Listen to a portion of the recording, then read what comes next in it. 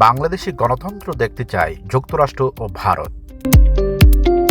যুক্তরাষ্ট্র ও ভারত দুদেশই যত দ্রুত সম্ভব বাংলাদেশে গণতন্ত্র দেখতে চায় বলে মন্তব্য করেছেন ভারতে নিযুক্ত মার্কিন রাষ্ট্রদূত এরিক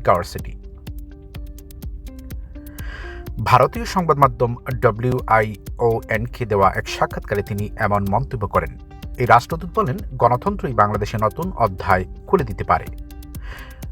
বৈশ্বিক অঙ্গনে ভারত ও যুক্তরাষ্ট্রের একসঙ্গে কাজ করা প্রসঙ্গে তিনি বলেন, এটি অতীতের কোনো বিষয় নয়। বর্তমানে তারা যেভাবে একসঙ্গে কাজ করছে, এর আগে কখনোই এমনটি ঘটেনি। এই প্রথম বাংলাদেশের নির্বাচন নিয়ে কোনো মন্তব্য করেছেন ভারতে নিযুক্ত এই মার্কিন রাষ্ট্রদূত। এরিক গার্সেটি বলেন, আমরা দুই দেশই শান্তিপূর্ণ গণতান্ত্রিক দক্ষিণ এশিয়া দেখতে চাই। এই নীতিতে একমত ভারত ও যুক্তরাষ্ট্র। আমরা এই নীতির তাগিদার। এক্ষেত্রে দুই দেশ সমন্বয় করছে বলেও মন্তব্য করেন তিনি। এই রাষ্ট্রদূত বলেন, আমরা পরিষ্কার করে বলতে চাই, বাংলাদেশে কিংবা যে কোনো দেশই হোক না কেন ধর্মীয় সংখ্যালঘু নির্যাতন করা উচিত নয়। আমরা মনে করি আমাদের একটি সুযোগ আছে।